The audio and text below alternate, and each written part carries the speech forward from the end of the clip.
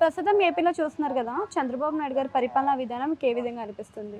అక్కడైతే చాలా బాగా చేసుకొస్తున్నారు. ఎందుకంటే ఆడ ఏమీ లేనటువంటి దుస్థితిలో తరిమి కొట్టిన టైంలో ఆయన మళ్ళీ దాన్ని భుజాల మీద వేసుకొని డెవలప్‌మెంట్ అనేది చేసుకుంటూ వస్తున్నారు. అంటే సూపర్ 6 బెస్ట్ అంటారా? నవరత్నాలు బెస్ట్ అంటారా?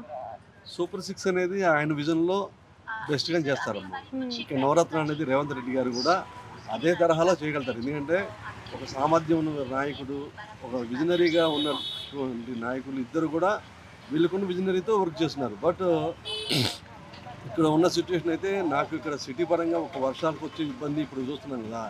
దానికి మూసీ నది కూడా చాలా బాగా వాళ్ళు చేస్తున్నారు. అది హ్మ్. మంచిగా చేస్తే మరి దానివల్ల ఎంతవరకైనా ఇబ్బంది మనకు కలిగితే కలగొచ్చు. కానీ మనం రోడ్డు వేస్తున్నప్పుడు కొంత ఇబ్బంది పడతాం కొంతకాలం. తర్వాత హ్యాపీగా నడుస్తాం కదా! ఆ ఇబ్బందులు ఉన్నప్పుడు తప్పదు. బట్ నెక్స్ట్ మంచి భవిష్యత్తు ఉంటుంది. వీళ్ళు ఆలోచించే విధానం కూడా 2 రాష్ట్రాలకు కూడా మంచే జరుగుతుందని చెప్పి అనుకుంటున్నాను. అంటే ఇప్పుడు ఉచిత బస్సు సౌకర్యం అనేది మనకు ఆంధ్రాలో పెట్టడం చూస్తూనే ఉన్నారు. ఎలా అవును. కొట్టుకుంటున్నారో. తెలంగాణలో ఆల్రెడీ చూసిన ఎక్స్‌పీరియన్సే, కర్ణాటకలో చూసిన ఎక్స్‌పీరియన్సే.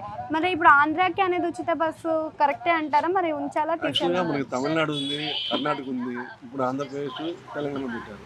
దానివల్ల ఏంటంటే ఓన్లీ మహిళల్ని కొంతమందిని ఉద్దేశించి తీసుకున్నారు. అది లేడీస్‌కి ఎంతవరకు ఉపయోగపడుతుందనేది అది మీ ద్వారా తెలియాలి. ఇంకోటేంటంటే కొంతమందికి ఉపయోగపడకపోవచ్చు. అదేంటంటే ఇప్పుడు చాలామంది దానివల్ల ఇబ్బంది పడుతుండొచ్చు. వాళ్ళు ఊరక తిరుగుతున్న వాళ్ళు ఉండొచ్చు. దాన్నేంటంటే లిమిటెడ్ పరంగా ఉంచాలి. ఒక జిల్లా పరంగా ఉంటే గనక కొంతవరకు బెటర్‌గా ఉంటుంది. అదే మీరు రాష్ట్ర పరంగా తీసుకెళ్తే డబ్బు వేస్ట్ అవుతుంది.